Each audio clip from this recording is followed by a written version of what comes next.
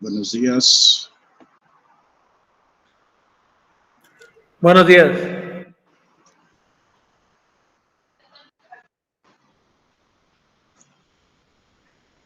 Buenos días, estamos dando unos minutitos en que terminen todos de conectarse, o en un segundo iniciamos.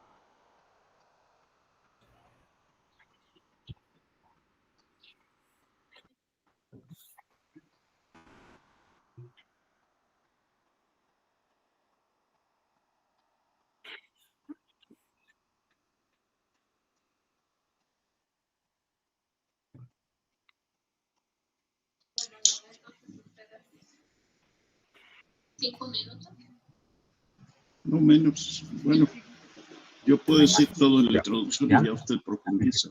¿Y el audio? Sí. Hola, ¿qué tal? Bueno, vamos a dar inicio a esta siguiente mesa. La mesa de 11 de la mañana a 12:30. La conduce la doctora Mara Cortés del ITESO, aquí en Guadalajara. Esta mesa sigue siendo la misma temática de espacio público, patrimonio arquitectónico e identidad colectiva. Le cedo el uso de la voz a una de nuestras conductoras, doctora Mara, bienvenida. Muchas gracias, doctor Diego. Gracias por la invitación a sumarnos en este esfuerzo en conjunto con ustedes. Y pues bienvenidos a todos nuestros ponentes en esta segunda parte de la mesa Espacio Público, Patrimonio Arquitectónico e Identidad Colectiva. Vamos a escuchar 6 ponencias. Tenemos un poquito apretado el tiempo, entonces cuando falten 2 minutos para que termine su tiempo de 10 minutos, les voy a interrumpir para que ustedes sepan que tienen esos 2 minutos para cerrar. De igual manera, todos los participantes los invito a que dejen sus comentarios y sus preguntas en el chat para que una vez terminadas las presentaciones podamos tener una sesión de diálogo y retroalimentación. Entonces, pues sin más preámbulo, vamos a iniciar con César Rafael Chávez Padilla. Él es licenciado en Ciencias Políticas, tiene experiencia docente, cursa una maestría en Ciencias de la Ciudad, es director de Calianz México y tiene trabajo también de radio, analista político, locutor. Bienvenido, César. Nosotros te vamos a apoyar con la presentación, igual y ya nosotros le vamos pasando las láminas y ya para que tú puedas concentrarte en tu charla. Adelante. Muy bien, buenos días. Aprovechando el tema que tiene que ver con identidad, decidí meter una ponencia y pues gracias al comité pues fue aprobada y pues es un honor. Empezaría con una frase que aprovecha el tema de ciudad, que es un tema que nos trae, yo creo que nos involucra a todos. De Jane Jacobs, me encanta esa frase. Las ciudades tienen la capacidad de proporcionar algo para todo el mundo, solo porque y solo cuando se crean para todo el mundo. Jane Jacobs. Mi tema tiene que ver con gentrificación, desplazamiento y movilidad social, lecciones aprendidas y desafíos futuros en Guadalajara. ¿Va? Entonces, como presentación, pues sabemos que el tema de gentrificación es un tema que ahorita pues está no sé si llamarlo de moda, pero es un fenómeno que está sucediendo en las grandes ciudades, porque parece que hay una idea de desplazamiento de las personas. Sabemos que la gentrificación tiene que ver con la idea de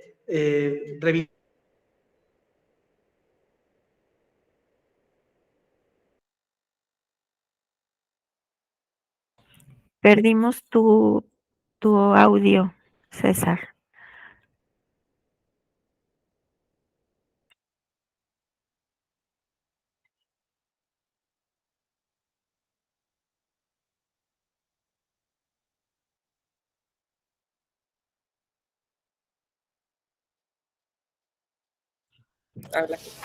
César, suele suceder que el internet no fluye, entonces apagando la cámara, eso ayuda. No sé si nos escuchas, pero se quedó congelada tu imagen. Bueno, me voy a tratar de comunicar con César, Ok. y podemos Continuar pausar con... esta presentación, si lo desean. Yo ahorita me comunico con él y comenzamos con la siguiente. Por favor. Ok. Sí, claro. Entonces, le pediría al doctor Carlos Montero y a la doctora Yesenia Hernández, si están listos para poder presentar. Ya estás. César, regresaste. regresamos, el internet falló, perdón. Si ¿Podrías presentar igual que no tenga tanto peso, tu ancho de banda pueda ser un poquito más fluido? Parece que ya está restablecido, ya aquí tengo ayuda en la escuela donde trabajo, ya me ayudaron. Ah, muy bien. Entonces, reiniciamos. Gracias. Gracias por la espera. Entonces, No. Qué barbaridad. Te perdimos nuevamente, César. Entonces, yo creo que vamos a dejarlo al final. Y estamos listos, doctora. Ah, perfecto. Perfecto, te perdimos, César, nuevamente. Entonces, vamos a continuar con la siguiente ponencia y te dejamos al final para que puedas revisar el tema del internet, ¿sale? muy bien, gracias. A ti. Muy bien, pues entonces les doy la bienvenida al profesor Carlos Montero Pantoja y a la doctora Yesenia Hernández García. El profesor es investigador titular de la UAP, adscrito al Instituto de Ciencias Sociales y Humanidades Alfonso Vélez Pliego. De igual manera, la doctora Yesenia es postdoctorante de la misma institución, del Instituto de Ciencias Sociales y Humanidades Alfonso Vélez Pliego de la UAP. Bienvenidos y adelante. Pueden iniciar. Muchas gracias. Gracias. Correctamente. Entonces, lo escuchamos un poquito cortado también, pero igual si apaga su video puede ser que mejore. Correcto. ¿Ahora? Mejor. Ahora se escucha mejor. Sí, muy bien. Adelante.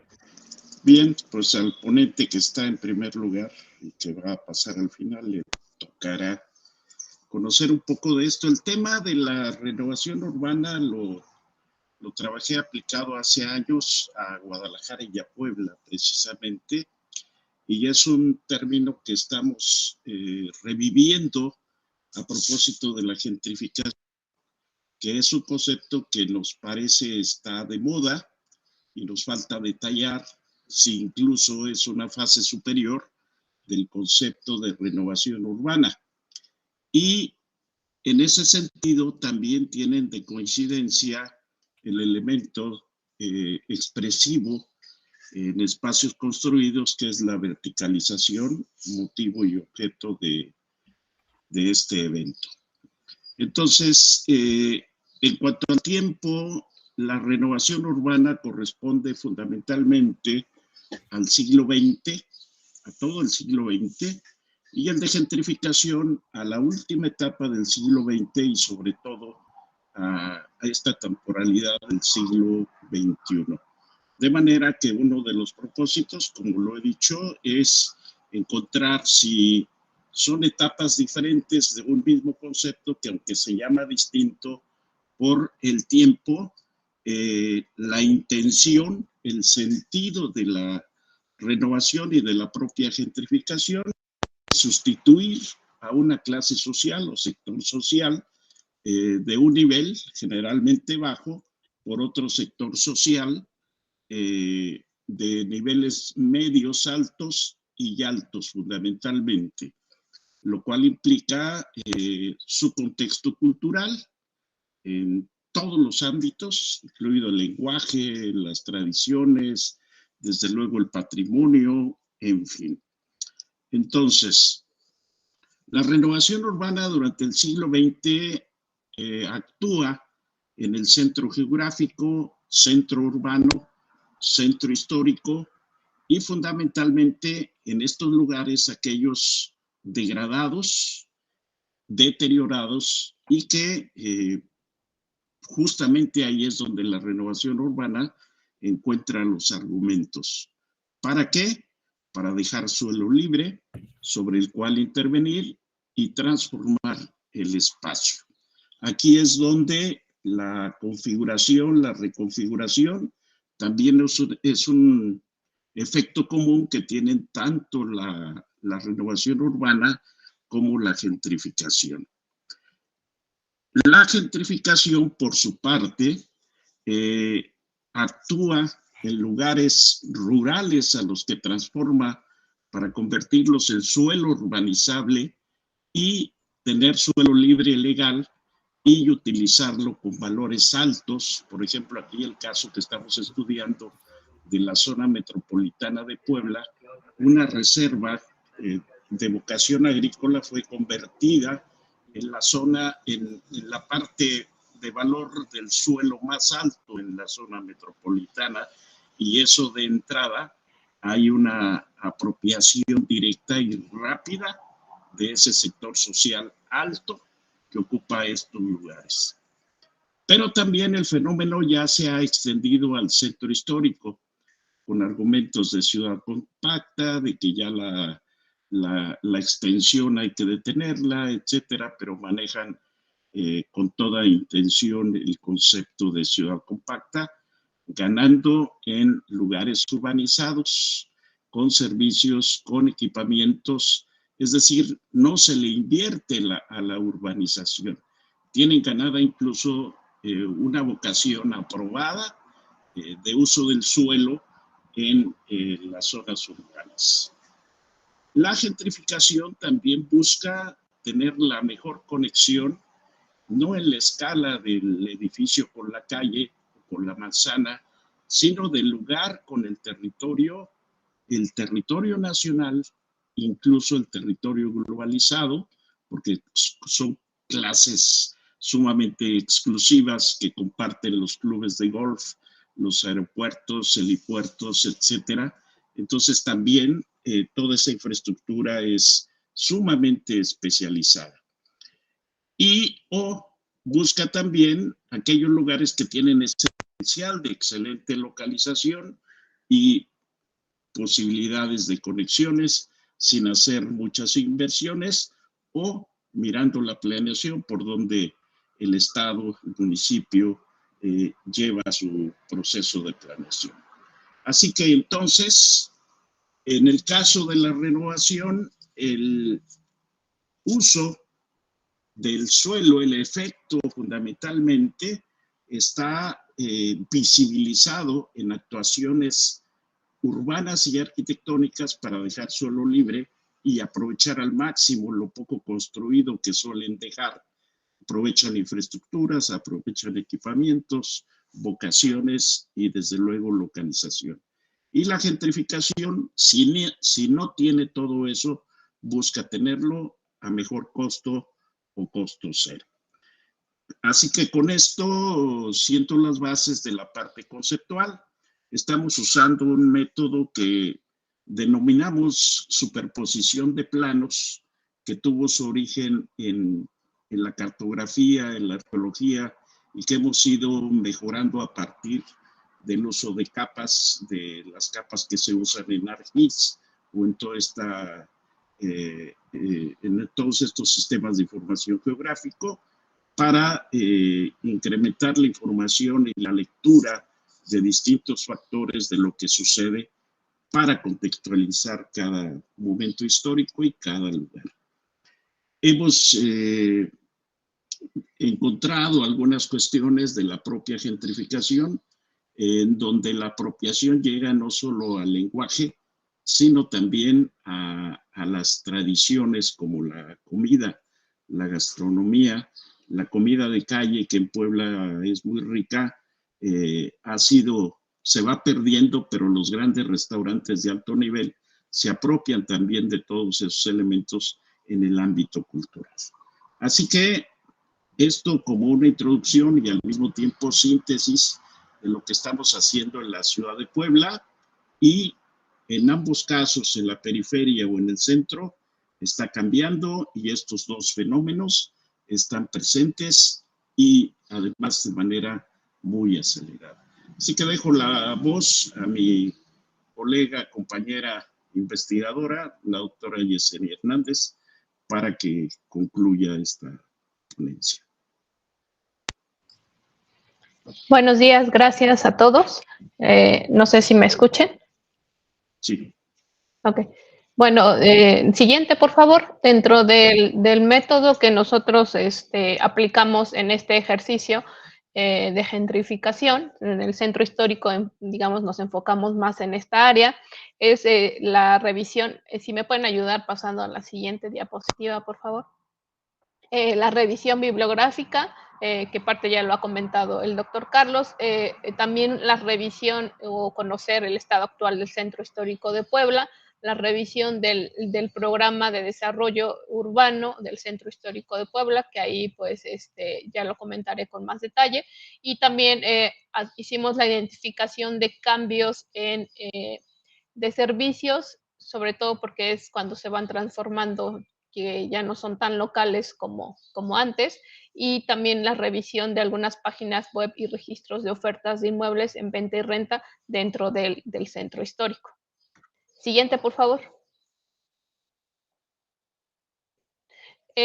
Como parte de lo que comentaba el doctor Carlos, pues parte del discurso es el despoblamiento de los centros históricos. No he sabido que no solo en México hay varios centros que pasan esta situación, sino en el caso de Puebla, desde hace algunos años pues se ha visto un despoblamiento gradual. Tan solo del 2000, que estaban 60,000 habitantes general, ahora en el 2020 pues está a la mitad, 30,000 habitantes, ¿no? Entonces, pues las políticas tienden hacia al repoblamiento. Entonces, ahí ya pasan otras circunstancias, pero algunas posibles causas del despoblamiento, pues es la descentralización del equipamiento urbano, y también que a partir de las declaratorias de tanto de zona de monumento como de ciudad patrimonio mundial, pues se hubieron varias restricciones, se aumentó el valor del suelo, etcétera, que fueron como que desincentivando a seguir viviendo en el centro. Aunado al incremento y altas tarifas de los servicios,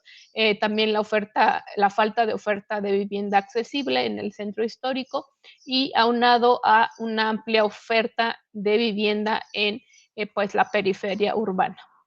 Entonces ahí ya hay una nueva relocalización de la población hacia las zonas periféricas. También pues la sustitución de usos de suelo, del ser el centro histórico eminentemente habitacional, pues pasa a comercios, servicios, etcétera. Pues con ello se da también modificación de inmuebles y la pérdida en algunos casos del patrimonio arquitectónico, así como el deterioro, la inseguridad, etcétera. Siguiente, por favor.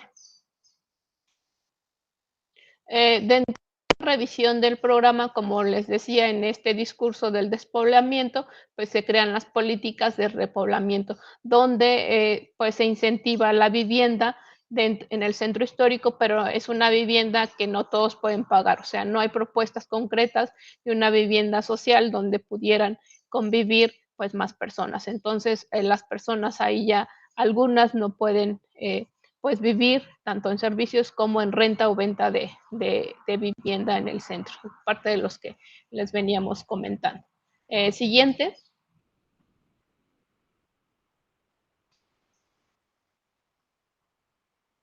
Dentro de estas dinámicas, pues, ¿qué pasa?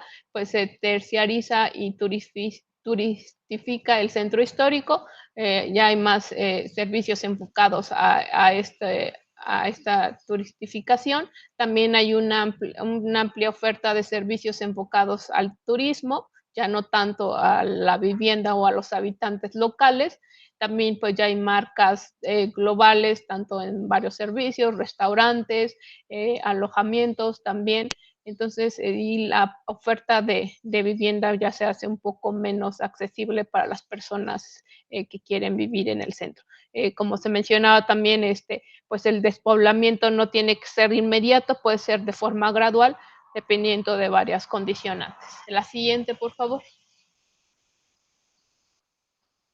Y ya dentro de esa revisión, pues hemos identificado varios sectores dentro del centro histórico que están totalmente turistificados por hoteles que se pagan en dólares, donde es inaccesible, pues, no solo el impacto que causa el que estén ahí, sino que también se venden lo que es el patrimonio, de alguna manera se comercializan así y también con esa arquitectura de arquitectos importantes, ¿no? Entonces, tanto identificamos en San Francisco que hay sectores ya con este tipo de características, también el barrio de Los Sapos, que a lo mejor algunos identifican o conocen, donde podemos ver este tipo de inmuebles, y también, como lo comentaba el doctor Carlos, ahí también se ofrece gastronomía que, por ejemplo, por poner un ejemplo, las chalupas, ¿no? Si las encontramos en algún zaguán, que estaba típicamente que podíamos comprar las chalupas en una orden en 20 pesos, en estos restaurantes pues los vamos a encontrar al doble o al triple. Tenemos que cerrar, doctora, ya estamos sobre el tiempo. Sí, siguiente. También lo de los alquileres a través de plataformas, donde de alguna manera pues es población flotante, que no se involucra con los barrios, con las personas que viven, se encarece el precio de la vivienda fija, de alguna manera es una economía informal desleal para la misma ciudad, tanto en comercios establecidos como la gente que quiere vivir ahí. En el caso de Puebla, pues se han identificado hasta más de 300 alojamientos en el centro histórico, va en aumento. Digamos que un poco la pandemia detuvo este proceso, pero ha aumentado a partir de ahí, ¿no? Entonces, también los precios son variados. Siguiente, por favor. Ya para ir cerrando, digamos, dentro de estas consideraciones finales, pues la población que durante años ha vivido en el centro histórico, es cada vez más difícil adquirir tanto estos servicios como esta vivienda, ya no la pueden pagar. La oferta de vivienda es poco accesible para las personas que quisiéramos vivir en el centro histórico, y por lo que se va dando un abandono, digamos, al centro, como lo hemos visto. El centro histórico pues pareciera un manjar inmobiliario, sobre todo para esos sectores, ya que no se compra suelo, no se invierte mucho en urbanización, se dispone de la infraestructura y el uso de suelo de alguna manera ya está determinado. Existe también una tendencia a la renovación urbana, que también ya se comentó, y que eso ya lleva a otros procesos, y la compra de inmuebles a veces pues es también elevada, ¿no? Tanto la oferta como la venta. Y también pues esos altos costos pues no, es poco difícil pagarlos. Y también pues altera esos inmuebles, como lo vemos en la imagen. Es un hotel que subió de niveles y cambió totalmente la imagen o el paisaje del sitio, y no solo del sitio, sino que también se apropió de otros elementos del patrimonio, como hay unos lavaderos de Almoloya que de alguna manera se condonaron con este hotel, y solo las personas que ingresaban a este hotel podrían conocer los lavaderos, no cualquier persona. Entonces, hay cosas y ejemplos que se han visto, y finalmente pues se estimula la turistificación con servicios especializados. El centro histórico no solamente está gentrificando sectores como lo comentamos, si no también se está alterando por los edificios como comentamos. Entonces son algunas consideraciones, la Muchas investigación gracias. va siguiendo. Muchas gracias, doctora. Bien, pues vamos a dejar espacio para nuestros siguientes ponentes. El doctor Vicente Javier Gómez Castañeda y Teresa Becerril Sánchez. Perdón, es Vicente Javier Gómez Castañeda, es maestrante de estudios de la ciudad en la Facultad de Planeación Urbana y Regional, y Teresa Becerril Sánchez es licenciada en planeación y doctora en urbanismo por la Facultad de Planeación Urbana y Regional de la Universidad Autónoma del Estado de México.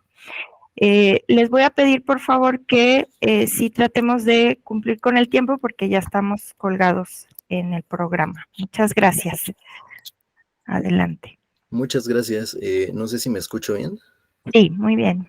Sí. Muchas gracias. De todos modos voy a proceder a apagar mejor el video para que sea más fluido y evitar problemas. Y bueno, buen día a todos. Antes que nada, como ya mencionaron, mi nombre es Vicente Gómez Castañeda y también a representación de la doctora Teresa Becerril Sánchez, les voy a platicar un poquito del caso de la renovación urbana y procesos de gentrificación en el centro histórico de la ciudad de Toluca, la cual es una investigación que deriva de, como ya se mencionó también, de los estudios de maestría que estoy realizando, una investigación que todavía está en curso, pero que empieza a arrojar ciertas dinámicas que pues, me permitieron hacer esta presentación y platicarles un poquito, ¿no? Si me pueden apoyar con la siguiente lámina, por favor. Muchas gracias. Bueno, esta lámina es un poquito marca digamos que la postura teórica de la investigación que estoy realizando, ¿no? Y habla de este tema de que la gentrificación en la actualidad, bueno, es liderada por el Estado, y también manejamos un replanteamiento sobre esta cuestión del desplazamiento, ¿no? Que es uno de los procesos más característicos en cuanto a esta discusión de la gentrificación, ¿no?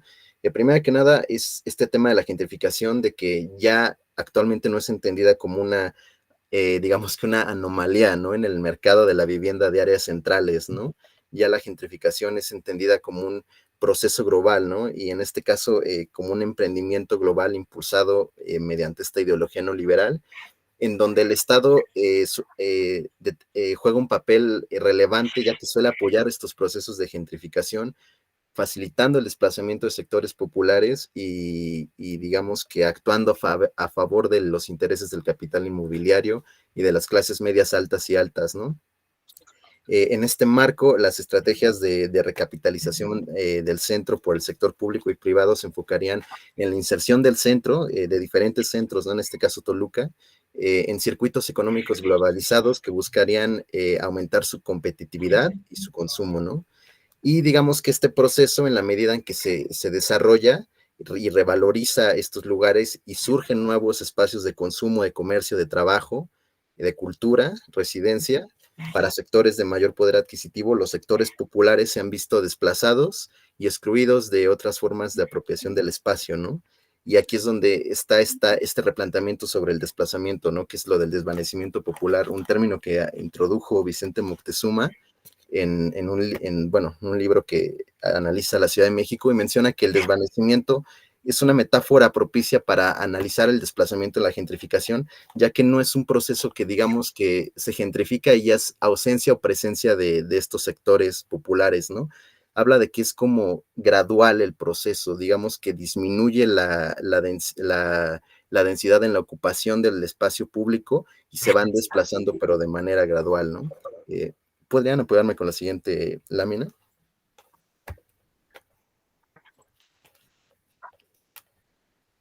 Muchas gracias. Bueno, en cuanto a la caracterización del centro histórico de Toluca, como en varios casos de otros centros históricos, ha atravesado por un proceso de degradación muy importante, ¿no? Intensificado a partir digamos que de los años 50, mediados del siglo XX, donde se introdujo el modelo desarrollista modernizador, ¿no? Que básicamente este modelo buscaba modernizar lo que era la ciudad de Toluca en general, ¿no? ¿Y esto cómo impactó en el centro histórico? Pues básicamente en la destrucción masiva de patrimonio arquitectónico, digamos que se descontextualizó la arquitectura que ya había en el centro histórico, ¿en favor de qué? Pues de articular el centro mediante vías primarias que con el tiempo, en la década de los 70, provocaron el colapso en la movilidad del centro. Este colapso provocó que se desconcentraran actividades, que la población dejara el centro, hubiera un repoblamiento, como se mencionaba previamente, visto en la década de los 90 y 2000 y 2000 y 2010, con unas tasas de crecimiento media anual de menos 2.31 y 3.88. En la actualidad se está intentando implementar un proyecto de renovación urbana, ¿no? Impulsado por el Estado, que en la investigación yo le denomino el proyecto Volvamos al Centro, ¿no? Donde básicamente se intervinieron las plazas públicas más representativas del centro histórico de Toluca y se creó un corredor verde con este discurso de mejorar la sustentabilidad del centro, pero también se introdujeron nuevos servicios, nueva oferta cultural. En la imagen vemos un planetario que digamos que descontextualiza también la imagen, digamos que de esta iglesia colonial, que es la iglesia del Carmen en el centro histórico. Entonces aquí empezamos a ver como que esta dinámica que impulsa el Estado, ¿no? La siguiente, por favor. Bueno, en cuanto a la metodología, para la elaboración de la investigación se abordó una perspectiva predominantemente cualitativa, apoyándose en análisis de instrumentos normativos que permitieran entender la reconfiguración del espacio, ¿no? Esta metodología se manejó en 3 ejes, que fue una observación etnográfica en el periodo de julio del 2023 a marzo del 2024, en el complejo Parque de la Ciencia Fundadores, que es parte de este proyecto de Volvamos al Centro que les platiqué. Se realizaron entrevistas semiestructuradas en el periodo de julio a noviembre del 2023 y también se hizo un análisis de cuáles son las prácticas que implementa el Estado para propiciar el proceso de gentrificación, ¿no? Enfocadas a ver si hay una modificación o flexibilización en las normativas en general del centro histórico, ¿no? ¿Me pueden apoyar con la siguiente lámina, por favor?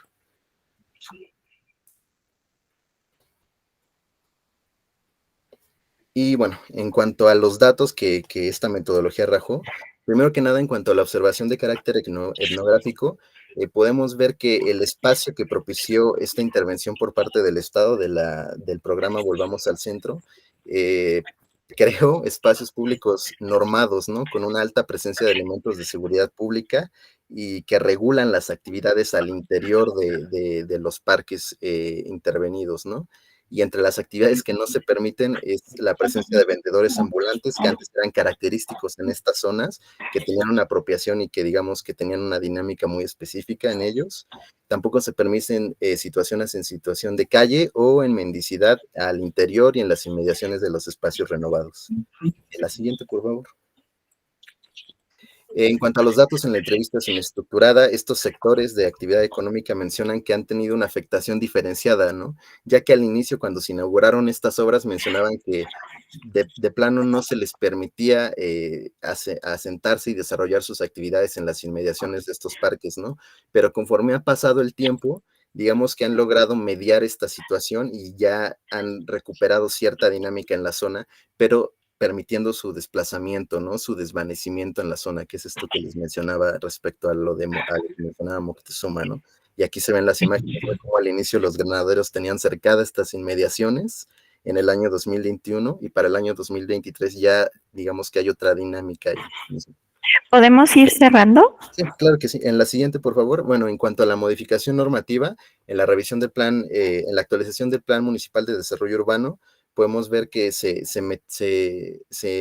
propuso una intensificación en la ocupación del suelo, permitiendo que redensificara, ¿no? En 2 estrategias de reciclaje urbano y en barrios con deterioro, ¿no? Aquí les muestro una imagen del barrio de la Merced, donde se intervino la antigua harinera El Molino, que era un edificio histórico representativo del pasado industrial de la ciudad y que se introdujeron nuevas formas de vivienda de altura, ¿no? Con amenidades, con gimnasios, con nuevas ofertas culturales y otros usos que no había en esta zona, ¿no? La siguiente, por favor.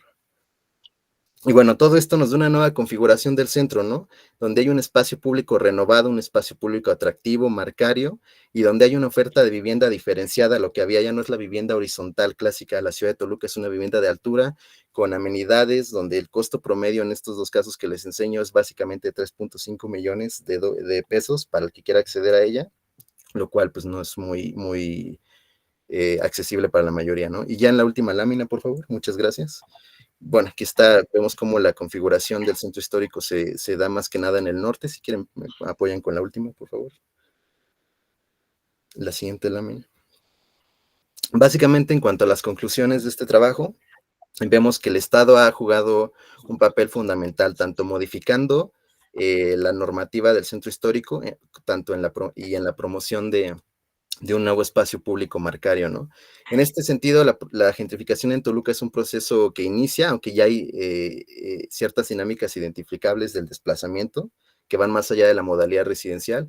La oferta de vivienda vertical también es un elemento nuevo en el centro histórico de Toluca que podría en un futuro significar el desplazamiento residencial, como es clásico en el fenómeno de la gentrificación. Y la metáfora del desvanecimiento de lo popular es apropiada para el caso del centro histórico de Toluca, ya que hay una disminución en la ocupación del comercio ambulante al interior y en las inmediaciones de los espacios públicos renovados. Y bueno, eso sería todo. Muchas gracias por su atención. Muchas gracias, Javier, por tu presentación y también a tu coautora, la doctora Teresa Becerril. Muy bien, pues continuamos con el programa. Le voy a ceder la voz a Rafael Antonio Suárez Castillo, José Juan Romero García, Sean Atlet Manrique Rodríguez y Diego Castañeda Valerio. Rafael Antonio Suárez es maestro en Sociología de los Territorios en Italia y arquitecto graduado por la UAP.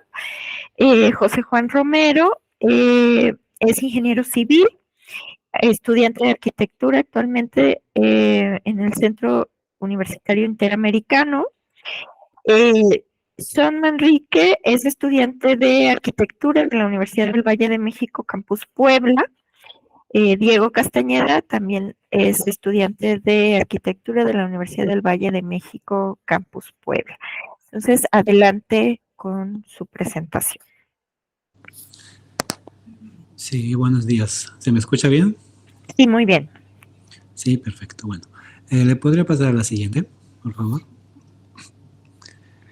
Bueno, entonces, en esta ponencia les vamos a hablar sobre cómo los procesos de gobernanza, incluida también la participación ciudadana, pues contribuyen, ¿no?, a generar proyectos territoriales que, bueno, pues justamente traten de limitar, ¿no?, en cierta medida lo que es la gentrificación.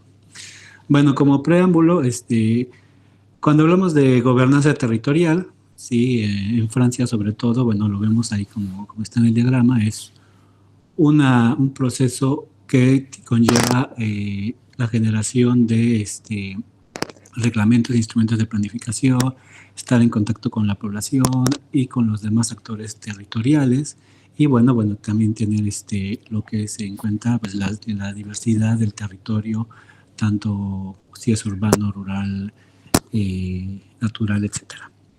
¿Sí? Entonces, este proceso de gobernanza en Francia es un poco complicado en cierta forma, dado que existe una amplitud, muchos actores territoriales tienen, por ejemplo, los barrios, tienen los distritos para las ciudades más grandes, tienen el nivel de la ciudad, tienen el nivel del área metropolitana, tienen el departamental, el regional, tienen pues el nivel federal, ¿no?, a nivel de Francia, y también, bueno, en algunos casos la Unión Europea, ya que, bueno, ella también financia algunos de los proyectos, ¿no? Entonces, como lo vemos, hay una gran cantidad de actores, nada más hablando de lo que es la administración pública, sí, lo cual, bueno, pues podría parecer, ¿no?, que es en cierta forma complicado ponerlos a trabajar, pero la verdad es que justamente, ¿no?, la ley y las políticas públicas generan estos mecanismos, ¿no?, para que colaboren entre ellos, ¿no?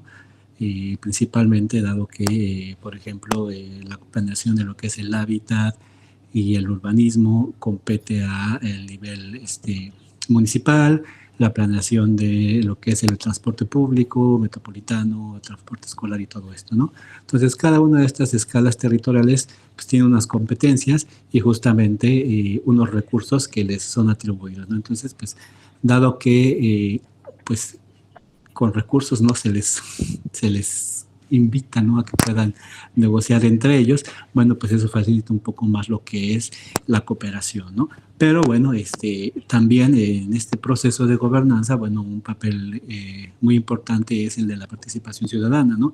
La cual se da, puede pasar a la siguiente, por favor, la cual se da en diversas etapas, ¿no?, de los proyectos urbanos o territoriales, ¿no?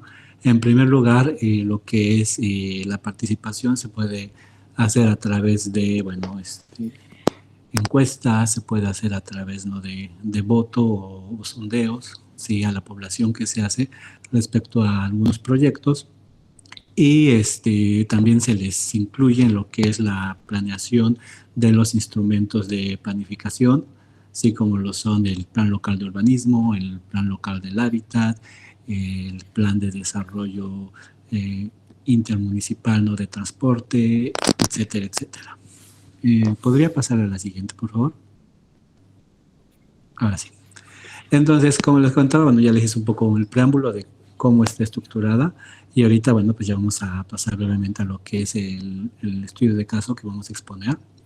Sí, bueno, nosotros estamos analizando lo que es el caso de Marseille Euromediterráneo, sí, que es la extensión de renovación urbana más grande de Europa. Estamos hablando que son 480 hectáreas en total que se están renovando desde hace ya 25 años y que, bueno, pues todavía se sigue trabajando en ello. Durante los próximos 20, 30 años se van a ver, ¿no?, ya la mayoría de los proyectos.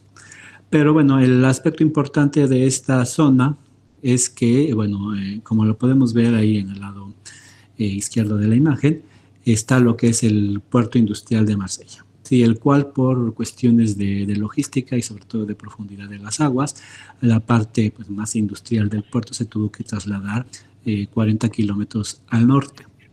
Sí, entonces, ¿qué implicó esto? Implicó que muchas de las bodegas, de las fábricas, de la vivienda, ¿no?, de los trabajadores del puerto, pues al trasladarse pues, gran parte, ¿no?, de esta actividad portuaria hacia el norte, pues empezaron a vaciar los departamentos, las casas, las bodegas, bueno, pues se abandonaron, fábricas igual que se relocalizaron hacia el nuevo sitio. Entonces esto generó que pues en esta zona pues hubiera bueno, se fuera degradando paulatinamente, ¿no?, con el paso de los años y bueno, pues generó una zona pues de un vacío, ¿no?, urbano, con muy poca actividad, donde, bueno, pues también, bueno, situaciones como la delincuencia empezaron a aumentar, ¿no?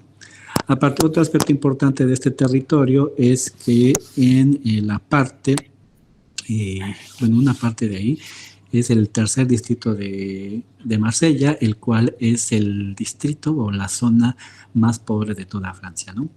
Entonces, ahí, por ejemplo, estamos viendo, ¿no?, que este megaproyecto de renovación urbana sí impacta directamente a lo que es la población con escasos recursos, ¿no?, ya que, bueno, pues conforme se vayan generando los nuevos proyectos, bueno, pues quien dice gentrificación, pues dice inversión pues en toda la infraestructura, los servicios, pues implica, ¿no?, un aumento en lo que es las rentas en pues en toda esta zona y principalmente, bueno, pues va a ir pasando en lo que es este tercer distrito que les comento.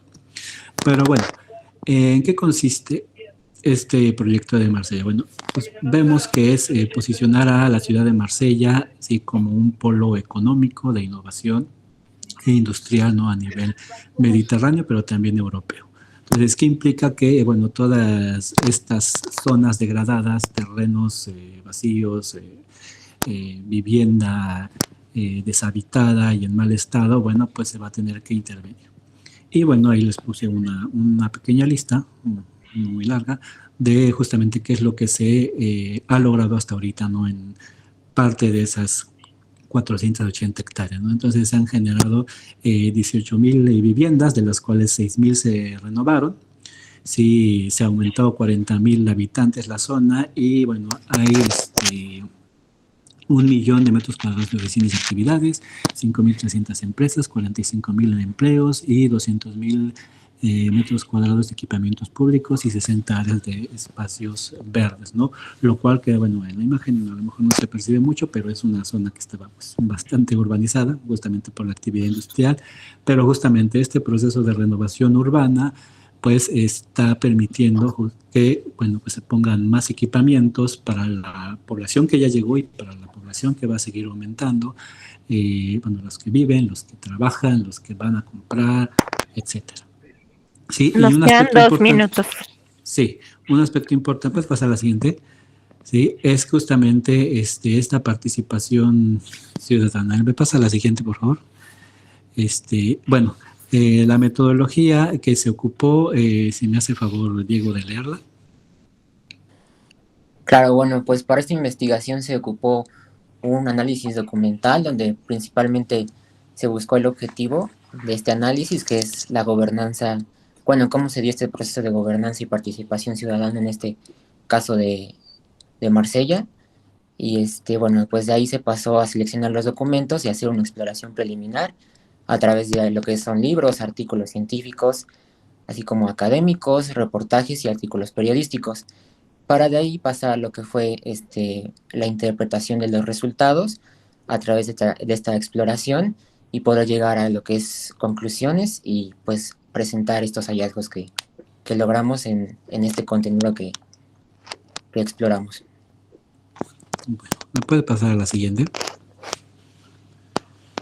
Bueno, ahora sí, en esta exploración que llevamos de los documentos, bueno, podemos encontrar justamente, como lo muestra la imagen, ¿no? Que este diagrama que le llaman la célula de la concertación, cómo justamente todos los actores territoriales, los administrativos, las empresas, la sociedad civil, participan justamente para negociar lo que es el territorio. Sí, parte de esta negociación obviamente es la inclusión de vivienda social. Sí, estamos hablando que en Francia existe una obligatoriedad, sí, por parte de los municipios de tener 20% de vivienda, entre 20 y 30% de vivienda social, depende del tamaño de la ciudad, en los nuevos desarrollos que se van construyendo, ¿no? Entonces, justamente, pues para evitar que estos desarrollos se vayan a la periferia de la ciudad, ¿no? Como es costumbre, pues justamente se busca pues que se vaya haciendo en este complejo parte de este porcentaje, ¿sí? Y bueno, también implica que no nada más es vivienda social, estamos hablando que es vivienda también con rentas plafonadas, etcétera, que pues van a permitir que, si bien no toda la población de escasos recursos se quede en el lugar, bueno, pues una parte considerable pueda permanecer justamente gracias a esta vivienda social que se está construyendo o edificios que se están renovando y se están convirtiendo en vivienda social. Y bueno, otro aspecto importante es que, bueno, pues esta zona, al ser de renovación urbana, pues también se puso, ¿no?, una malla que recorre todo este territorio y lo conecta con el centro de la ciudad y el resto de la zona metropolitana, incluso hasta nivel departamental y regional, con un buen sistema de transporte público que implica autobuses, metrobuses, tranvías, estaciones de metro e incluso estaciones de tren para los que vienen, ¿no?, de otras partes de la región. ¿Podría pasar, por favor? Y bueno, aquí nada más brevemente en esta imagen podemos observar, ¿no?, en cuestión de los actores, ¿no?, políticos y de gestión del territorio, estos son nada más los que competen a lo que es el sector público, ¿no?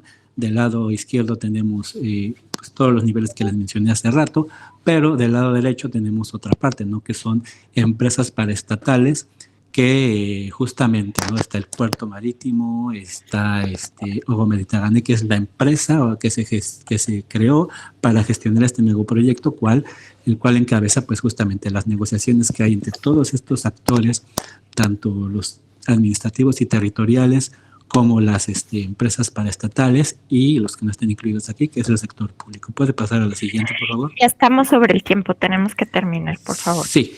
Ya pasó 2 minutos. Bueno, nada más concluyo con esta. Y justamente en esta imagen, la anterior, vemos que, bueno, la participación ciudadana está, pues, tomada en cuenta en todos los niveles de lo que es la negociación, ¿no? Desde que se están gestionando los proyectos, cuando ya se elaboraron y se pide, ¿no?, la participación de la población para la aprobación final o realizar cambios, lo cual, bueno, pues está incluido en lo que es la ley, ¿no? Y una forma justamente en la que lograron hacer este megaproyecto es dividirlo en zonas, que es la imagen que estaba después, justamente. Entonces, este megaproyecto de 480 hectáreas, bueno, lo dividieron en múltiples zonas que se llaman justamente zonas de concertación, zonas de ordenamiento territorial concertado, justamente porque muchos de los proyectos que se están haciendo, pues tienen que estar concertados, ¿no?, con todos los actores que les mencioné, los territoriales, pero también con la población social que interviene, como lo vemos en la gráfica, pues en todos los niveles de lo que es la planeación del territorio. Y yo creo que ahí concluimos.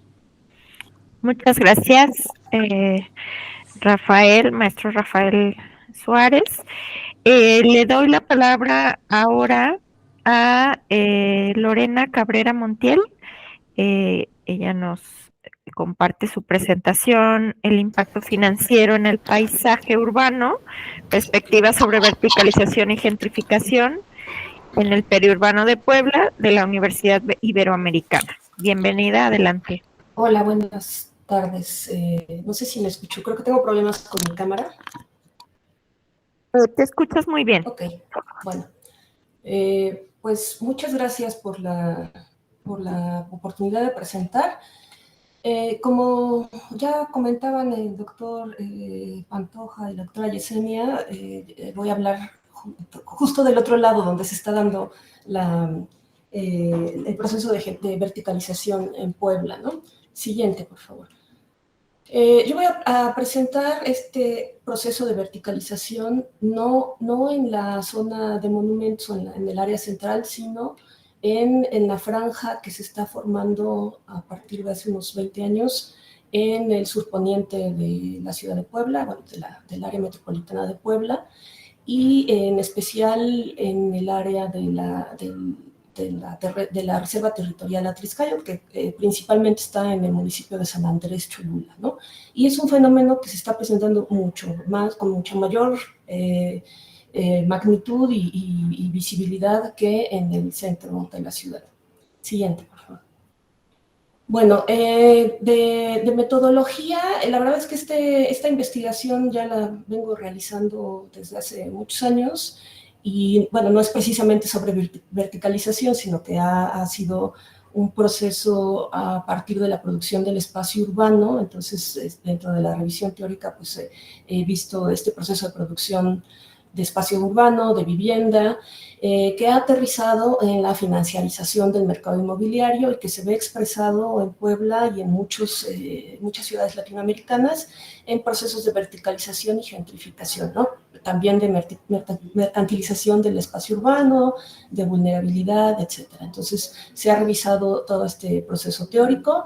El seguimiento que le hago es a partir de la observación de todos los proyectos inmobiliarios que han aparecido principalmente desde el año 2000 y de otro tipo de proyectos, pero en particular aquí me centro en los proyectos verticales, ¿no? Entonces, también se apoya con el análisis geoespacial, ¿no? A partir del mapeo, del registro cartográfico de los proyectos, en contraste con otros datos sociodemográficos y socioeconómicos de la ciudad.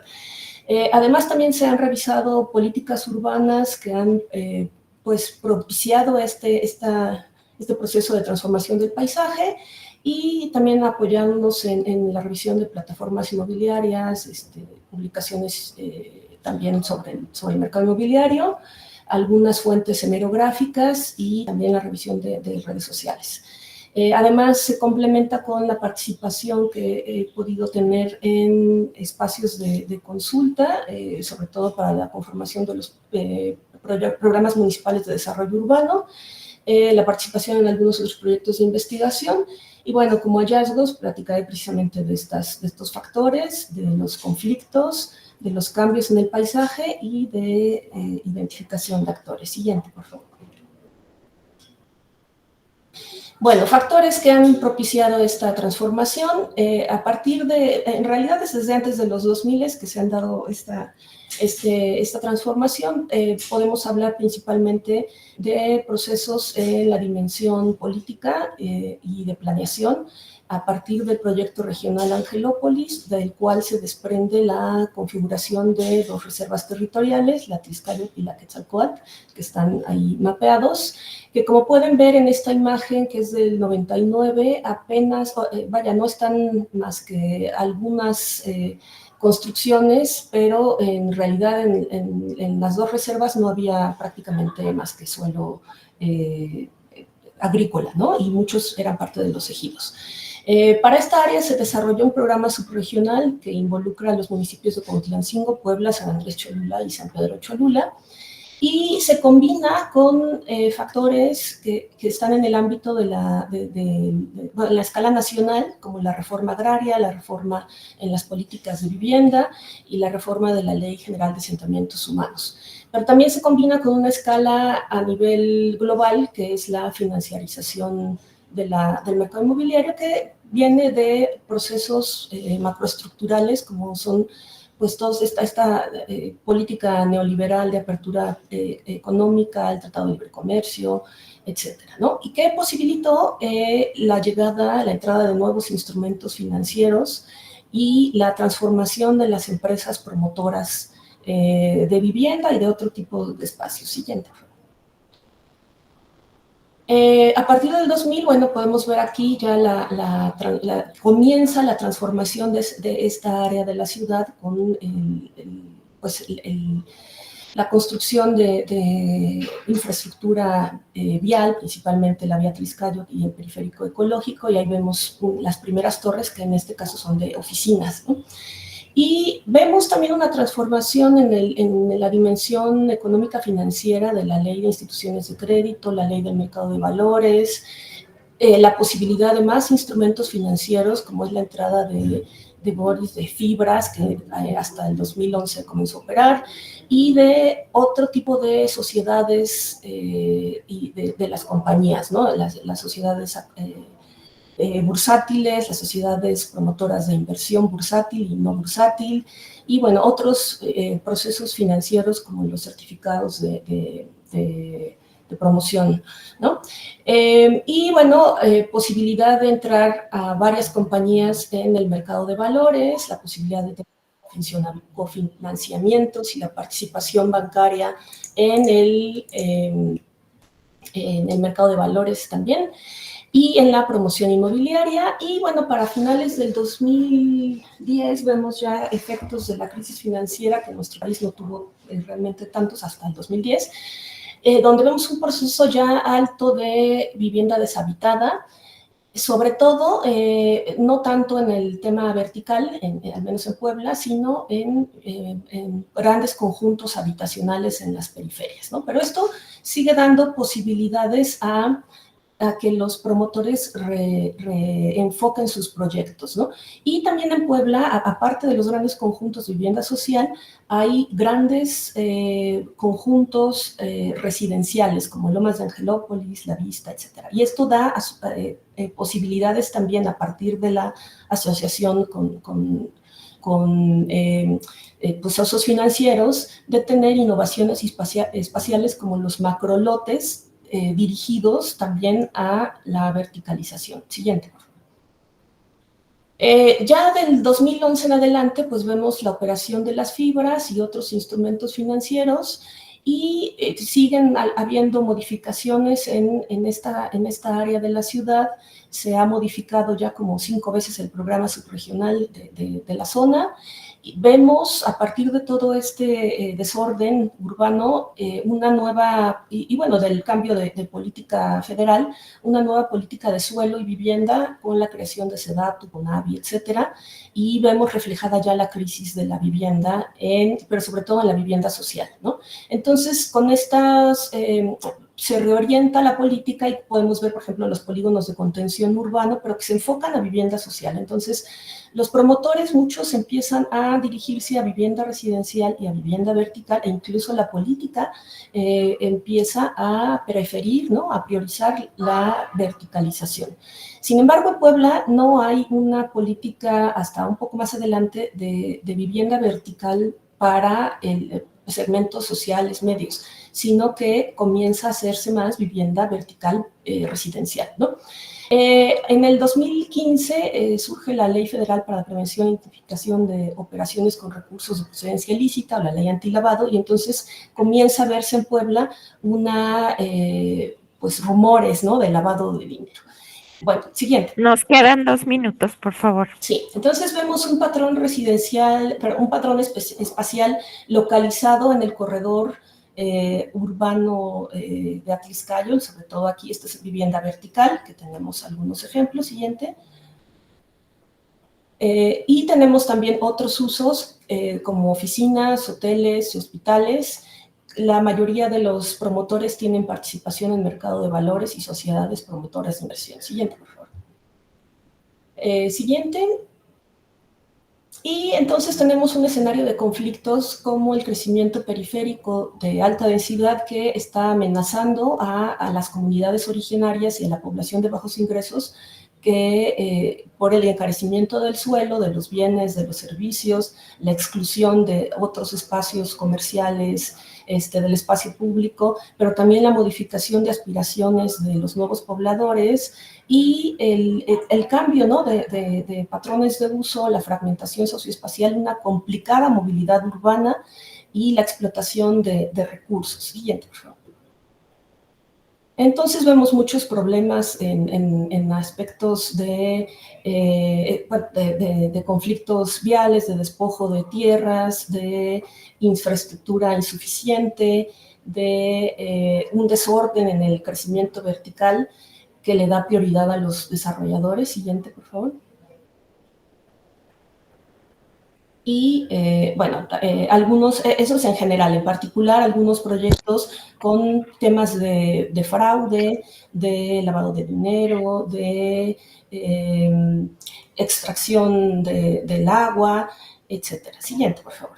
Tenemos que cerrar. Ya, para concluir, entonces vemos que esta articulación del mercado financiero, inmobiliario, constructor, las regulaciones de suelo y la vivienda están creando esta nueva morfología de la ciudad, que es una expresión de la financiarización que agrava los conflictos como la fragmentación, la segregación, la exclusión, que además tiene cuestiones de manipulación en la percepción de la gente de progreso, de estatus, y esta falta de regulación está más bien subordinada a los intereses de los desarrolladores que se han corporativizado y que intensifican esta producción de espacios que no sigue a una demanda real, sino que está expresando la mercantilización del espacio urbano, porque no importa si se usa o no, sino que se vuelve un activo financiero. Entonces vemos mucha utilización en Airbnb, en inversiones, etcétera.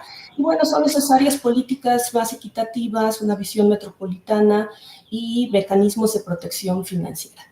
Y con eso concluyo. Gracias. Muchas gracias, Lorena.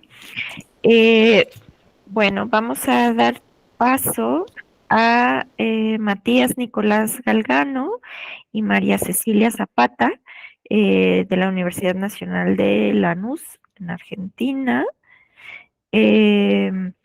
Lejos del suelo, cerca del lugar, renovación conurbanizada, dinámicas de renovación urbana en Quilmes, Argentina. Adelante, por favor. Hola, ¿qué tal? Buenos días, buenas tardes. Bueno, antes que nada agradezco la posibilidad de participar en este seminario. Sí, vamos a presentar un caso de análisis que tuvo lugar en Argentina, que titulamos Lejos del suelo, cerca del lugar, renovación conurbanizada, dinámicas de renovación urbana en Quilmes, Argentina, entre 2001 y 2024. Siguiente, por favor.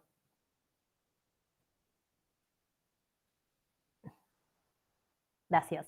Bueno, esta investigación, en realidad esta ponencia se encuadra en una línea de trabajo mucho más amplia en el Instituto de Investigación Gino Germani de la Universidad de Buenos Aires. Nosotros somos de la Universidad de Buenos Aires, en el área de estudios urbanos, donde hace varias décadas, ya desde la etapa de que Hilda Herzer era directora del área de estudio, ella venía estudiando procesos de gentrificación en la ciudad de Buenos Aires, y esta investigación encuentra una continuidad con esa línea de trabajo. Se desarrolló en el marco de 2 proyectos de investigación, un proyecto PIP-CONICET y un proyecto PIC-Agencia, en donde venimos estudiando las distintas disputas por el suelo que hay en un municipio de un área conurbanizada de la ciudad de Buenos Aires. Entonces, en este marco es que esta investigación aborda la cuestión de la verticalización que se dan en los municipios del conurbano, la producción social del espacio y la valorización diferencial del suelo que hay en una zona específicamente del municipio, en la zona este, desde el fin de la convertibilidad que vivió la Argentina a principios de este siglo. Siguiente, por favor. Bueno, para presentarles un poco, porque es un seminario internacional y hay muchos presentes que son de otros países, les contamos un poco cuáles son las características del municipio de Quilmes, que queda en el conurbano bonaerense de la provincia de Buenos Aires, Argentina. La provincia de Buenos Aires, una de las provincias más importantes y más grandes de nuestro país. Quilmes es uno de los 24 municipios que tiene el Gran Buenos Aires, que es una corona que bordea a la ciudad de Buenos Aires, que es la ciudad capital. El 25% tuvo un aumento intercensal del 25% en relación al censo de 2001. Quilmes tiene la particularidad que se localiza en el centro en un corredor comercial metropolitano entre la ciudad de Buenos Aires, que es la ciudad capital, y la ciudad de La Plata, que es la ciudad capital de la provincia de Buenos Aires.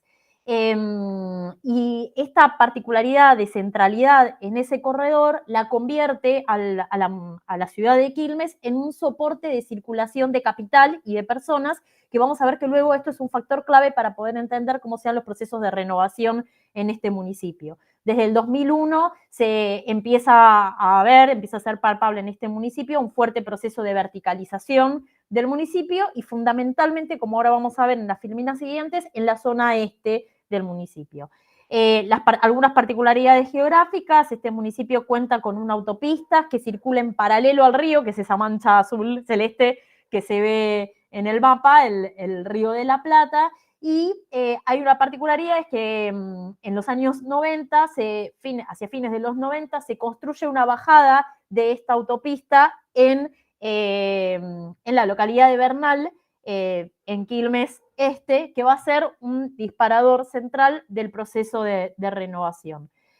Además, lo que vemos es que desde el 2001 se consolida un proceso de expansión urbana con renovación hacia los municipios, específicamente el municipio de Quilmes, y hacia el oeste también se da un proceso de suburbanización, pero por producción social del hábitat.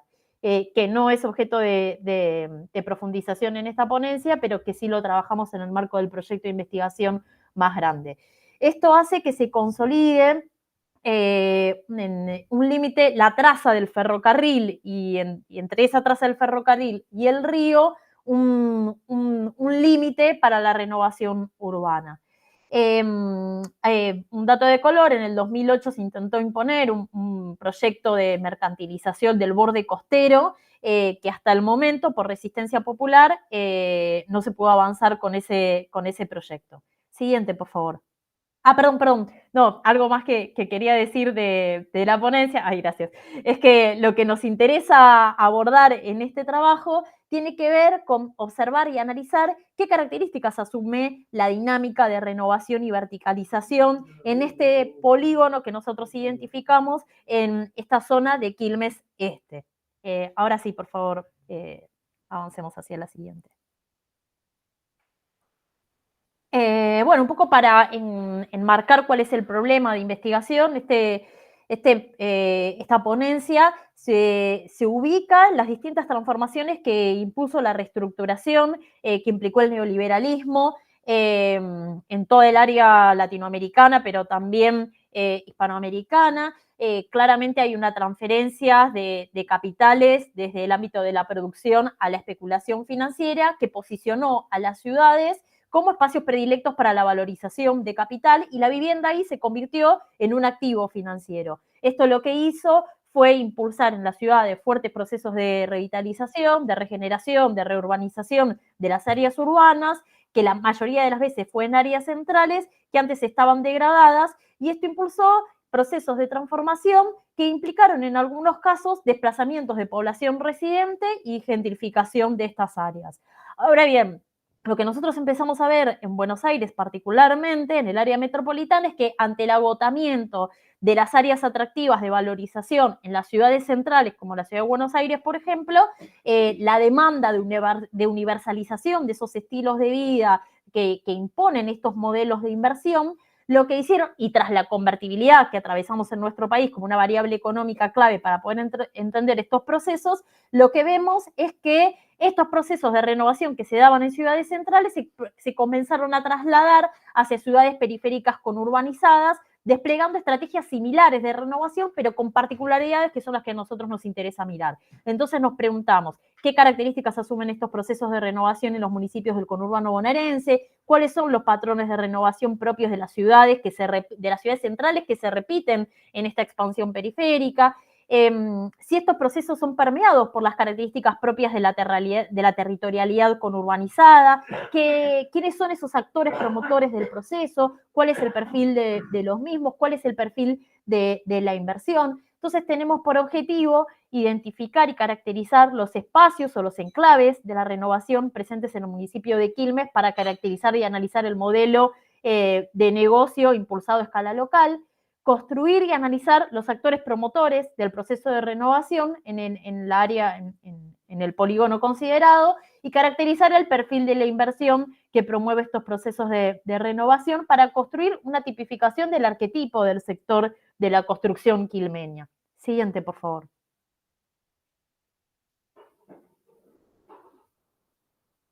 Bueno. Siguiente. Ahí vamos. Bueno, rápidamente, el enfoque metodológico es un enfoque cualitativo en el que recurrimos a distintas estrategias de triangulación de datos cuantitativos y cualitativos. Para avanzar rápidamente, ahí pueden leer cuáles son las distintas técnicas de recolección de datos que implementamos, pero para pasar rápidamente esta filmina, comentarles que las dimensiones que tomamos para el análisis temático fueron básicamente 4: la localización del proceso de renovación, las características que asume el derrama espacial, el perfil de los actores y los modelos de inversión. Siguiente, por favor. A ver si está Mati por ahí, le doy la palabra. Acá estoy. Hola, ¿qué tal? Nos quedan 2 minutos, por favor. ¿Entendí? Sí, voy a hacerlo lo más rápido que pueda. Acá hay una distribución espacial. Lo que hicimos es, en base a los datos geolocalizados de un portal web que era de datos abiertos, geolocalizar el valor de las propiedades en el corredor, es decir, la parte sur-oeste, o sea, lo que no está pegado al río es el límite del ferrocarril Roca, y lo que está más pegado al río es la autopista que mencionaba Cecilia. Y claramente se ven 5 focos de renovación importantes que van desde el norte hacia el sur, pero con gran preponderancia de la expansión o el derrame en cuanto a valor del suelo hacia el sur, ¿no? Se ve claramente en el norte una pequeña concentración, en el centro del polígono una concentración más importante de todo lo que tiene que ver con el valor del suelo, y hacia el sur es donde el proceso de renovación se está expandiendo con mayor fuerza. El polígono que está hacia el sur pegado a la autopista, es un polígono que recién arranca con un proceso de renovación. La siguiente, si puede ser. Ahora puede ser. Ahí está. Acá lo que hicimos es comparar los precios del suelo rápidamente. lo que observamos es que hay un crecimiento demográfico muy importante en el municipio, que no se traduce efectivamente en mejoras habitacionales. El del año 2001 al 2010 creció en 1000 hogares de hacinamiento crítico, que es una de las variables que se puede tomar como idea principal. Al mismo tiempo, las fluctuaciones en términos del modelo de desarrollo y la escrituración tampoco son muy grandes, excepto el periodo 2018-2020, que arrastró toda la crisis económica argentina y la pandemia, pero en términos generales, el correlato de la renovación no se traduce efectivamente en mejora de la condición habitacional en el municipio. Sí, en esos espacios, ¿no? En los espacios de renovación. La otra, por favor. Bueno, en cuanto a lo cualitativo, en base a las entrevistas, observaciones y las técnicas que usamos, hay 4 hallazgos principales. Uno tiene que ver con el perfil de los sectores inmobiliarios, que son de poca profesionalización y en general localistas. Otro es que el agotamiento de los enclaves de renovación hace que el capital de promoción circule hacia el norte y hacia el sur del corredor que marcamos anteriormente. La tercera cuestión tiene que ver que con estas iniciativas tienen una idea de ciudad global, pero no en términos clásicos, sino de imaginarios globales que reproducen en el discurso. Y la tercera cuestión es que el modelo de la inversión, es decir, el capital circulante, en general es localizado y se define informalmente la inversión. La otra, por favor. ¿Acá querés mencionar o continúo yo?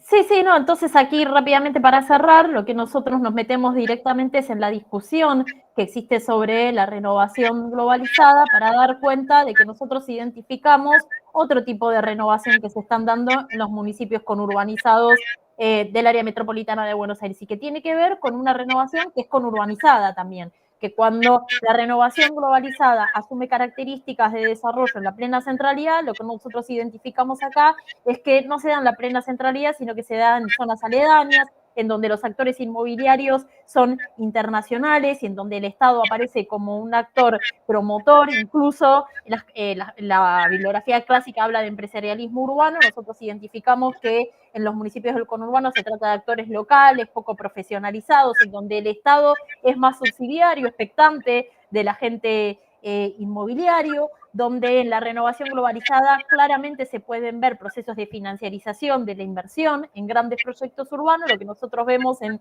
las áreas, por lo menos en Quilmes, es que hay una dispersión del modelo de inversión, que la renovación es por goteo, por derrame, por enclaves, y que el proceso de renovación por lo general suele generar procesos de gentrificación, y hasta ahora lo que nosotros venimos identificando es que no habría un proceso incipiente de gentrificación. Para cerrar la última, Filomena.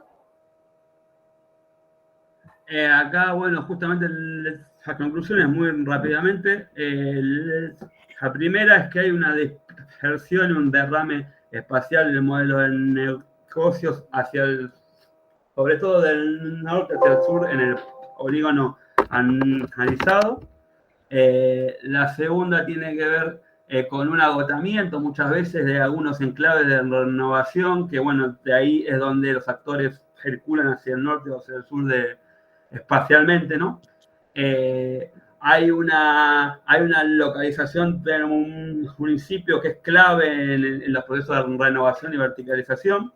La variable de localización es estructural para nosotros, para explicar el fenómeno. Bueno, la visión localista que está presente, que en otras experiencias no está presente, y esta idea de la renovación conurbanizada versus la renovación globalizada. Esta idea nos hace decir que estos procesos de renovación y verticalización están alejados del suelo, es decir, verticalizados, pero cerca del hogar, del espacio en donde la producción es más localista. Eso, único. Muy bien, pues muchas gracias a ambos por su presentación, a Matías y a Cecilia. Y pues vamos a cerrar con la presentación de César Rafael Chávez. ¿Estás por ahí, César? Sí, aquí estoy, ahora Muy con bien. buen internet. Ok, muy bien. La primera que fue la última. Entonces, nos va a presentar su ponencia, gentrificación, desplazamiento y movilidad social. Les pido a todos los demás si pueden cerrar su micrófono para que no tengamos como eco, por favor, porque por ahí hay un par de micrófonos abiertos. Pues adelante, César. Muy bien, ahora sí. Bien, como el tema, pues yo creo que todos hemos redundado, gentrificación. Yo meto el tema de desplazamiento y movilidad social, lecciones aprendidas y desafíos futuros en Guadalajara. ¿Le puedo dar a la diapositiva? Pues en la presentación mencionaba lo de gentrificación y verticalización. Aquí en Guadalajara parece, al escuchar a los compañeros de Argentina, de Toluca y de otras latitudes, parece que está pasando lo mismo. Son fenómenos urbanos complejos que generan debates. Implica la gentrificación, una revitalización de las áreas degradadas, y esto también atrae nuevos residentes. Aquí en Jalisco, aquí en Guadalajara, en México, pues aquí los gobiernos están utilizando la palabra redensificar y la combinan, hasta la pueden llegar a trastocar con el término de gentrificación y verticalización.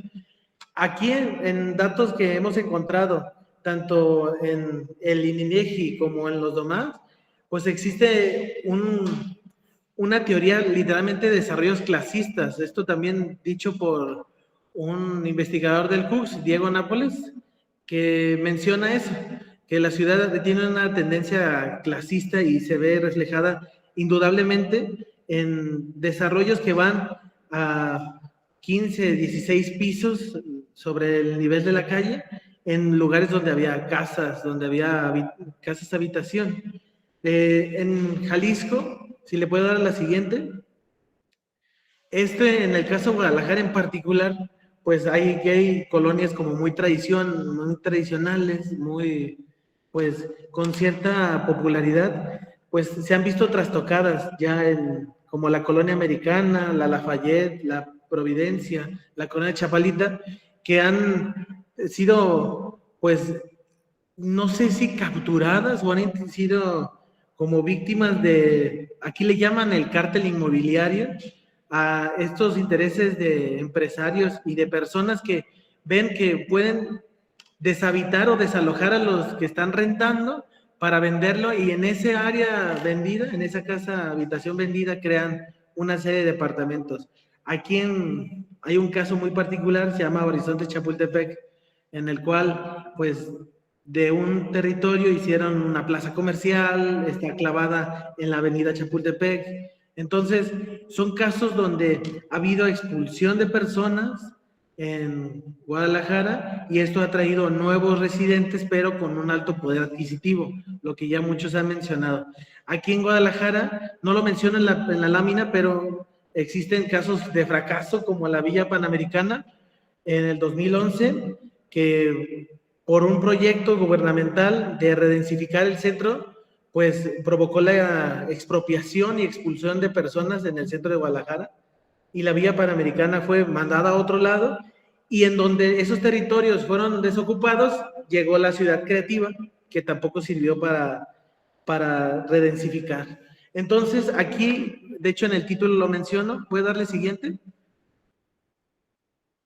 En la metodología, pues usamos encuestas, datos, tanto los documentales como las entrevistas y encuestas. Gracias a la investigación que se hace de campo, nos dimos cuenta de que las asociaciones civiles están siendo presionadas por los agentes inmobiliarios para que cambien ya sea los usos de suelo, las reglamentaciones que protegen esa idea de identidad cultural, y esto ha llevado a conflictos severos, donde ya sea porque rentaste un lugar, porque entras en juicio, porque te quieren desalojar, porque hay un interés inmobiliario, pues está provocando conflictos en la ciudad de manera gradual y parece consistente. En la verticalización que se está viendo aquí, pues también hemos visto que han aumentado los precios de la vivienda. En el 2023, al inicio, el metro cuadrado en Guadalajara estaba en los 31,000 pesos y ahorita en México, en el territorio de Guadalajara, el metro cuadrado está sobre los 90,000. Entonces, en 90,000 en ciertos casos, pero el promedio se centra en los 45,000 pesos el metro cuadrado, porque justifican con nueva creación de amenidades, transporte público, y se fomenta las estancias o las rentas de larga estancia. En este caso por extranjeros que ven viable y que pueden trabajar en línea, vienen a Guadalajara y se vuelve un centro atractivo para trabajar y desplazarte, vivir, y después si te mueven de tu trabajo, pues seguir laborando, pero con una posibilidad de movilidad. Esto que provoca la expulsión de las personas que se van a la periferia, como en los casos ya mencionados, en algunos mencionaban la expulsión hacia la periferia, y pues el nivel de renta mínimo en la periferia se está localizando en los 5,000 pesos mensuales, que ya es elevado para una clase media, clase baja que domina la población en Guadalajara. También hay otros investigadores que hemos encontrado, ya sea en documentales o en texto, que mencionan pues que cada año se están autorizando en Guadalajara en promedio edificios de 60 o 70 pisos, depende la zona, pero el caso más relevante es Horizontes, Chapultepec. Esto ha provocado, sin duda, que algunos colectivos se creen en defensa del territorio. ¿Por qué? Porque se utiliza la idea de vivienda comunitaria o de vivienda como económica o de interés social, pero esto no es real. Hay 70,000 casas abandonadas en el territorio de Guadalajara, pero se sigue construyendo, provocando una posible llamada burbuja inmobiliaria. ¿Puede darle a la siguiente? Entre los hallazgos, pues lo que ya han comentado prácticamente todos los compañeros, está pues cuestiones de los residentes son expulsados, segregación socioeconómica, el aumento de la densidad poblacional, o sea, expulsas pero traes nuevos y esos nuevos generan tráfico, hay problemas de agua, optimización del uso de suelo, efectos negativos como pérdida de áreas verdes, ¿no? Las áreas verdes entran en disputa, y esto viene provocando que gracias a ese plan de redensificación, pues la verticalización siga estando y expulsando literalmente a las personas tradicionales o a los habitantes naturales de esa zona. Además, se ha analizado por investigadores de la Universidad de Guadalajara que la mayoría de las creaciones de verticalización van en zonas especiales de la ciudad. O sea, no se busca redensificar, sino se busca localizar los proyectos en una cuestión de alto nivel económico para, pues sí, más un negocio que por la idea de que viva más personas. Hay colectivos, reitero que aquí hay uno que se llama Colectivo Caracol Urbano, el cual busca eso, vivienda asequible, pero pues los intentos han sido pocos, pero se intenta luchar, que no se cambien los planes de desarrollo, que no se cambien los usos de suelo, y esto para mitigar que literalmente las zonas se pierdan de su tradición, de su identidad. Chapalita es un ejemplo de esto, ha sido defendido por los colonos y estos colonos mantienen todavía una fuerte solidez en cuestión de los reglamentos que mantienen dentro de la colonia, pero esto no quiere decir que no hayan recibido ya presiones inmobiliarias. ¿Le puedo dar la siguiente? Nos quedan 2 minutos, César. Muy bien. Entonces, como punto de divulgación o para entrar en la discusión, planteé los impactos socioeconómicos locales, rol de la verticalización urbana, que como lo manifiesto, aquí en Guadalajara se utiliza la idea de redensificar y se utiliza la verticalización, pero con costos inaccesibles para la mayoría de la población, con departamentos en torres que van sobre los 2,900,000 pesos en promedio, esto en páginas de inmobiliarias y por una cuestión de plusvalía, etcétera. Entonces, ¿le puedo dar la siguiente?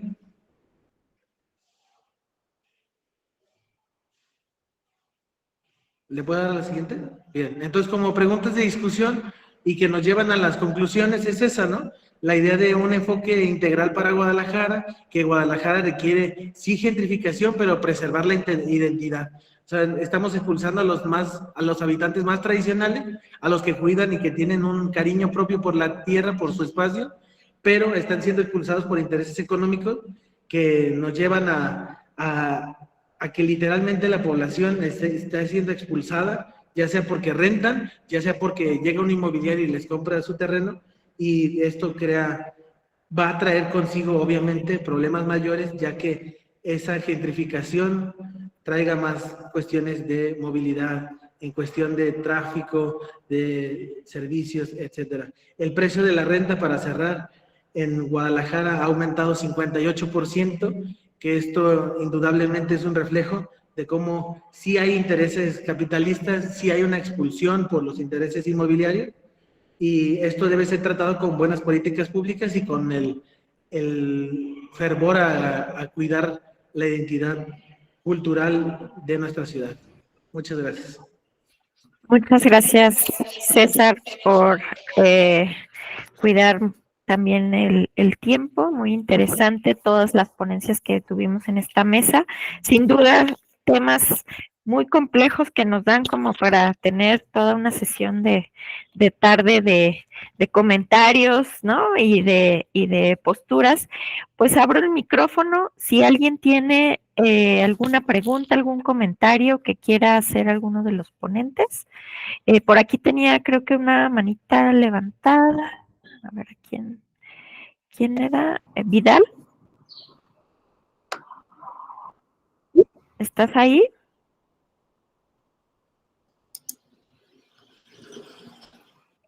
¿Medardo Moscoso Vidal? No, creo que no nos está escuchando. No sé si alguien más quiere comentar algo. No tenemos en el chat ni aquí ningún comentario, ninguna pregunta. Estamos un poquito aquí. Gustavo, adelante. Hola, buenas. Muchas gracias por todas las ponencias. Mi pregunta era para el último ponente, en relación con las colonias que menciona en Guadalajara, que están recibiendo como esta atracción de inversión inmobiliaria.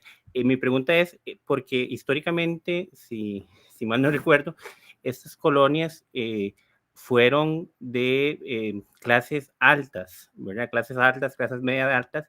Entonces, mi pregunta es, bueno, muchas veces este fenómeno de la gentrificación se aborda con el análisis de expulsión de clases populares, ¿verdad? En zonas específicas populares de la ciudad, pero creo que para el caso de las colonias que menciona, pues históricamente, insisto, eran como colonias más de clase media alta y todo. Entonces, bueno, ¿cómo manejaríamos ese fenómeno para el caso específico de Guadalajara que comentas? Gracias. Muy bien, gracias por la pregunta, Gustavo. La situación aquí en Guadalajara es muy particular. Aquí existe el fenómeno, y parece que cada vez más en las zonas del país, del cártel inmobiliario. Parece que a través de los cambios de uso de suelo y de los planes y programas de gobierno, pues se está fomentando esa idea de redensificar, como ya lo comentaba. Entonces, sí, si bien lo comentas, estas colonias, la colonia americana, Providencia, Chapalita y Lafayette que mencioné, sí tienen, y históricamente han sido de clase media alta, pero están siendo presionadas. Las colonias como Country y Providencia, literalmente los vecinos se manifiestan, luchan por defender sus espacios. También entiendo sus comodidades, pero esto no deja de que los gobiernos están y buscan en sesiones en lo oscurito, le podemos llamar, cambiar los usos de suelo y con esto generar una idea de revitalización de la zona. Sí, la mayoría de estas colonias tienen características donde la población ya tiene una edad promedio alta, y pues esto, para dinamizar la economía y la vitalidad de las zonas, sí se ha puesto en tela de juicio ante la situación de los planes y programas. pero disfrazado como redensificación. O sea, revitalizamos a través de iniciativas de gobierno, pero que al final buscan indirectamente de quitar los espacios públicos. Muchas gracias.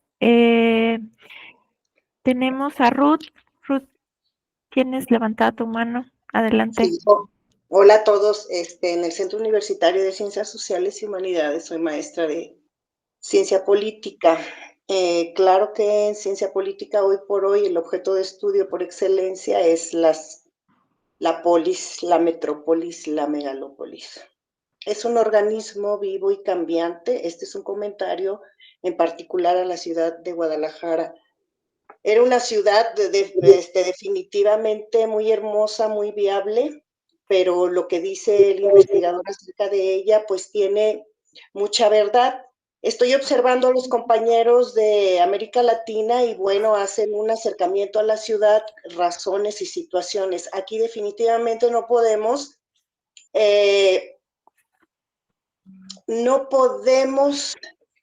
extraer o no mencionar el asunto de la corrupción.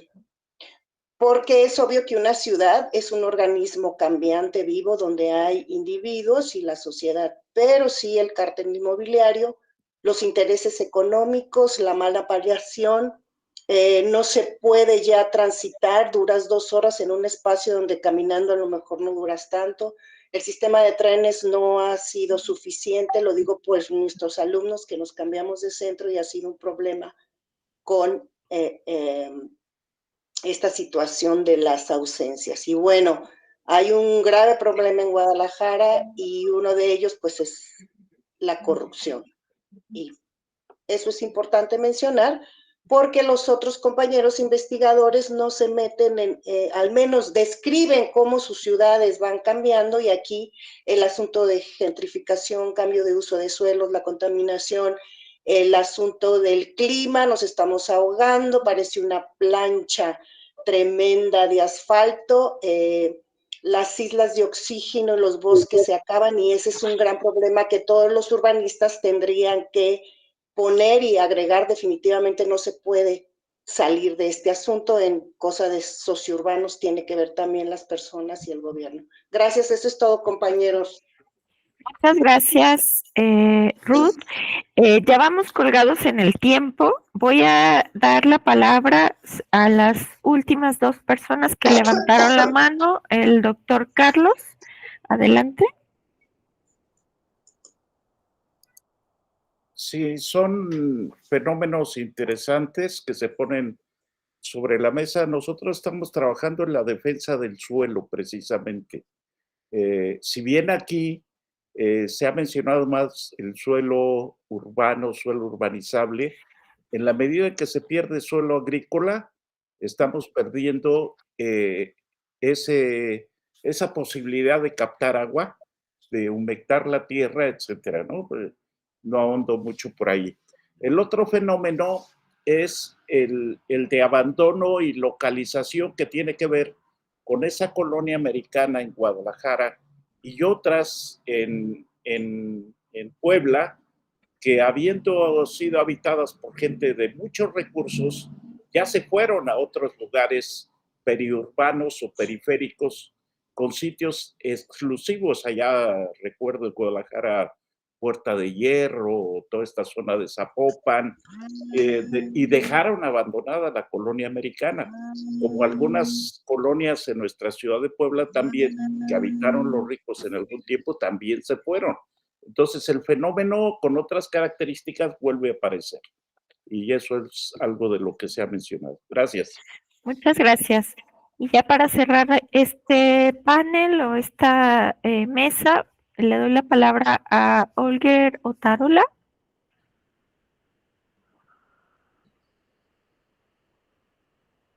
¿Estás por ahí? Tienes tu mano levantada. Creo que no. ¿Ahí sí me escuchan? Sí. ¿Aló? Bueno, Sí, sí. La consulta mía, pues, o la duda mía, estaba muy ligada a lo que mencionó doña Ruth sobre pues, la corrupción que tenemos en Latinoamérica, el clientismo. Y pues en el caso particular, el manejo de los capitales que proviene pues de negocios ilícitos. Esos capitales, no sé qué tanto control existirá por parte del Estado en la forma en que se adquieren los capitales que se ocupan para hacer esos desarrollos urbanísticos y poderle comprar, como acaba de decir el señor, a familias acomodadas que tenían sus terrenos, pues esos terrenos en un precio probablemente superinflado, lo que ayudaría a hacer un blanqueamiento también de sus capitales.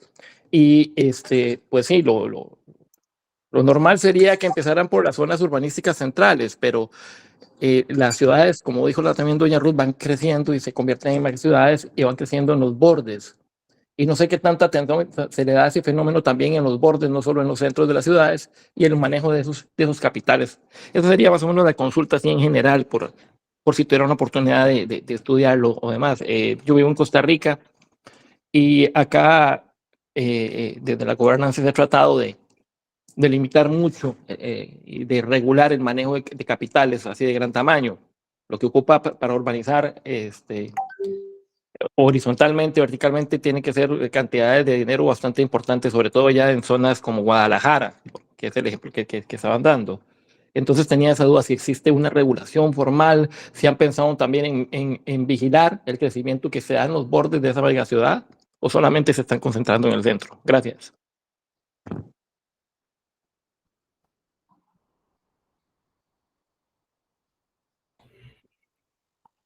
No sé si alguien quiere responder. Lorena. Sí, gracias. Bueno, yo precisamente hablé sobre eso. Mi ponencia se centra justamente en el crecimiento en la periferia, en una periferia nueva que surge a partir de un proceso que liga varios factores, ¿no? El tema de la corrupción, de la subordinación del Estado que pone la mesa para que los promotores inmobiliarios hagan negocio y que además se suma con el tema del lavado de dinero y de gestiones ilícitas de capitales, ¿no? Y entonces en Puebla sí tenemos, y supongo que en todas las ciudades donde se está dando este fenómeno, tenemos casos muy particulares, ¿no? Por ejemplo, en el 2016, después de la ley antilavado, surgieron investigaciones de la Comisión Nacional Bancaria en algunos proyectos en Puebla donde se tenía la idea muy clara de que había procedencia ilícita o una gestión de activos para lavar el dinero, ¿no? Por ejemplo, las Torres Núbula. Por ahí también, y mucho de esto se ha materializado en tener proyectos inconclusos, ¿no? Que además es todavía peor porque tenemos proyectos que tienen ya, no sé, 8 años construyéndose y no finalizan, o finalizan pero no se pueden utilizar, ¿no? El tema de la corrupción o digamos, de pasar por alto, ¿no? Algunas legislaciones como la perforación de pozos, ¿no? En algunas zonas hay proyectos como la Torre Lea que tiene problemas de otorgamiento de extracción de agua. Incluso hay una torre que no está en este sector que expuse, que está en la autopista, más al norte, norponiente, que es de una empresa productora de cerámica, que no está, o sea, es una torre que está en medio de la nada y prácticamente está la estructura y forrada de vidrio y no se utiliza, ¿no? Y proyectos que se han quedado inconclusos, apenas tenemos uno como el de OAC, que fue una combinación de promotor más permisividad, más etcétera. También otro factor que se está dando mucho, que es la preventa, ¿no? Al tener esta posibilidad de comenzar un proyecto con preventa, no asegura a los inversionistas o a los compradores que se vaya a culminar, ¿no? Entonces hay una ausencia de fianzas, hay permisividad en usos y alturas, y hay una combinación de factores que están provocando todo esto. Muchas gracias.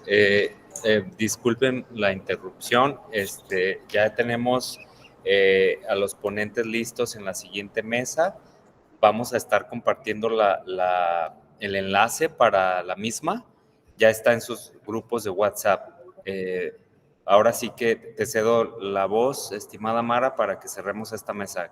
Si hay algún comentario, lo podemos seguir compartiendo en los grupos de WhatsApp. Gracias. Muchas gracias, Diego, y muchas gracias a todos por sus presentaciones. En realidad son temas súper interesantes que pues nos darían, como les digo, muchas horas de charla. Ojalá podamos en otros espacios continuar con esta discusión y felicidades a todos por sus investigaciones. Muchas gracias. Gracias. Hasta luego. Nos vemos en la siguiente mesa.